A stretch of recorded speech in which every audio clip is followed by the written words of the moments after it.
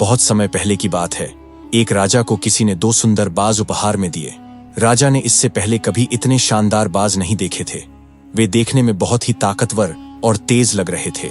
राजा को वे इतने प्रिय लगे कि उन्होंने उनकी देखभाल के लिए एक अनुभवी आदमी को नियुक्त कर दिया।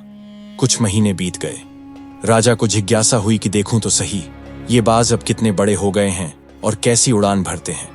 वह उस जगह पहुंचे जहां बाजों को पाला जा रहा था।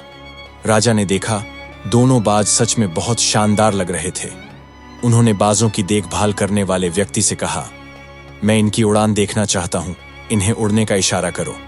आदमी ने इशारा किया। पहला बाज पंख फैलाकर तुरंत ऊंची उड़ान भरने लगा। आसमान की ऊंचाइयों को छूता हुआ दूर तक निकल गया। लेकिन दूसरा बाज, वह कुछ ऊपर उठा और फिर वापस उसी डाल पर बैठ गया जिससे उसने उड़ान भरी थी। राजा को यह देख बहुत अजीब लगा। उन्होंने पूछा, ये क्या बात हुई? जहां एक बाज इतनी शानदार उड़ान भर रहा है, वहीं दूसरा उड़ने का नाम ही नहीं ले रहा।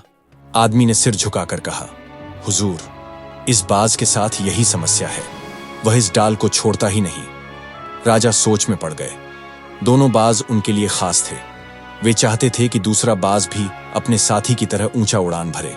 अगले ही दिन राजा ने पूरे राज्य में ऐलान करवा दिया, जो इस बाज को ऊंचाइयों तक उड़ाने में कामयाब होगा, उसे ढेरों इनाम दिए जाएंगे। बस फिर क्या था। राज्य भर से विद्वान, विशेषज्ञ, एक से एक काबिल लोग आए। सभी ने अपनी अपनी तरकीबें आजमाई, लेकिन हफ्तों बीत गए और बाज की हालत वहीं रही। वह थोड़ा सा उड़ता और फिर उसी डाल पर लौट आता। राजा निराश होने लगे। क्या यह बाज कभी उड़ नहीं पाएगा? एक दिन सुबह सुबह राजा ने महल से बाहर देखा और उनकी आंखें आश्चर्य से फैल गईं। दोनों बाज आसमान में ऊंची उड़ान भर रहे थे। राजा को अपनी आंखों पर यकीन ही नहीं हुआ। उन्होंने तुरंत आदेश दिया कि जिस व्यक्ति ने यह कारनामा किया है, उसे दरबार में बुलाया जाए। अगले दिन दरबार में एक किसान हाजिर हुआ। राजा बहुत खुश थे।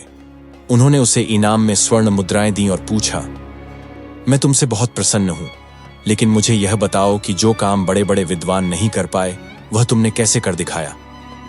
किसान मुस्कुराया और बोला, महाराज, मैं कोई बड़ा विद्वान नहीं हूं।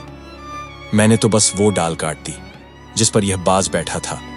जब उसे सहारा देने वाली डाल ही नहीं रही, तो उसे अपनी असली ताकत का एहसास हुआ और वह अपने साथी के साथ आसमान की ऊंचाइयों में उड़ चला।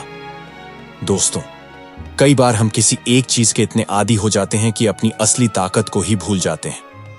हम भी उस बाज की तरह किसी न किसी डाल पर बैठे होते हैं, चाहे वह हमारा डर हो, कोई पुरानी आदत या फिर कोई ऐसा काम जो हमें हमारी असली काबिलियत तक पहुंचने ही नहीं दे रहा।